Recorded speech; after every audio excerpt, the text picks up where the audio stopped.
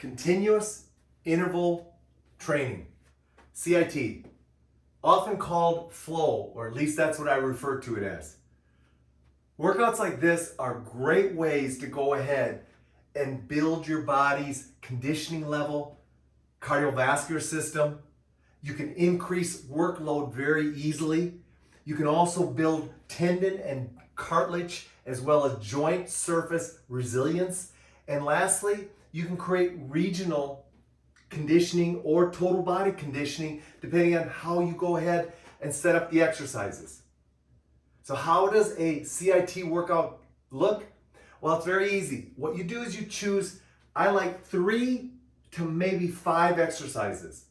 These 5 exercises have to go ahead and flow together very easily, meaning the transition time from one exercise to the next is optimally 5 seconds or less. And you continue to flow through. Now, I like it using time-based sets. So I just work for 30 seconds and then I flow right into the next exercise and do it again. Versus counting reps. Once again, I think if you're counting reps, I think the goal here becomes a little bit more challenging because you're focused on reps. Because the goal here, besides sequencing those exercises into a flow sequence, is to go ahead and continue doing it for anywhere from 15 to 20, maybe 30 minutes. So now, because of the extended length of time that you're going through this cycle, you're going to go ahead and really start building some high-level conditioning and some high-level endurance strength, as well as you're going to place your cardiovascular and your cardiorespiratory system on stress for a long period of time. Kind of sounds like cardiovascular training, doesn't it? Sounds like interval cardiovascular training, and it is. It is, but you're also building strength at the same time. Now, how do you go ahead and how do you make this type of CIT workout successful? Well, number one, you've got to choose exercises that sequence together very well. Let me give you an example. If I have an attached band here, I like unilateral type movements for this type of workout. So I can just go right arm press, immediately just drop into a left arm press.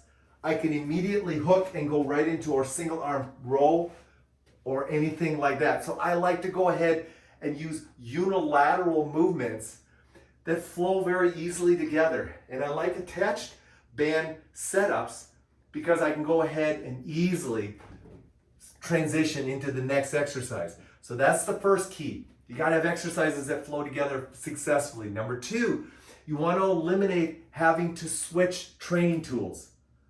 Meaning, if you're picking up a certain dumbbell, now you don't want to have to go over and pick up a different dumbbell, or you don't want to have to go jump to another machine. That takes too long to transition. So you want to be able to use the same device or tool for all the exercises. You want to go ahead, you want to be able to tweak the load if you can while you're working out, which is really why I like using bands, because I can go ahead and set my starting tension here for pushing, but I can go ahead and stretch it out further and create a greater starting tension for pulling. Or if I hook it over my hips, I can go ahead and do the same thing by just adjusting my starting tension. That's why I like bands, but you want to be able to tweak the load so you can optimally challenge yourself on each and every exercise. And then you want to go ahead and you want to choose and place exercises in the sequence that are antagonistic. So if I'm going to go ahead and do a right arm push, the antagonistic of that would be a right arm pull. However, if I'm going to go ahead and do bilateral training, I might do a squat row and then immediately go into a bent over press. Something like that. So you're using antagonistic push-pull muscles. You could also go ahead and do a chest press, slide the band down, and go right into reverse lunges. So now you're going upper body, lower body. However you do it, you want to make sure that you're not overtaxing a certain muscle group or certain region too quickly. That's the key, because otherwise you'll go ahead and you'll start fatiguing out too much as you start going through the sequence over and over. So those are the keys to success. How are you going to progress it? Very simple. You can progress it by increasing your work time or reps if you're using reps. You can also increase it by challenging your load. take a different level of load, take a different size band and see if you can sequence through the same sequence of exercises with a higher load. Bottom line is, you want to go ahead and try to find 3 to 4 exercises. Maybe it's just 2 exercises. Some people even like to do it with just 1 exercise, like a step up. They just do step ups for 10 minutes or 15 minutes. That's perfectly fine. Find the exercise that you like to do and go after it. But keep this in mind.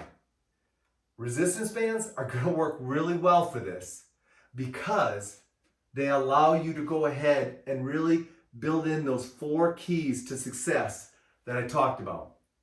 Continuous interval training. Great way to combine up some cardiovascular training with some strength training. And the goal here is to build strength, endurance, cardiovascular efficiency, not necessarily absolute strength. But man, I promise you, it's going to burn calories and it's a great workout and a lot of fun, especially when you're trying to get in a lot of efficient work in a short period of time.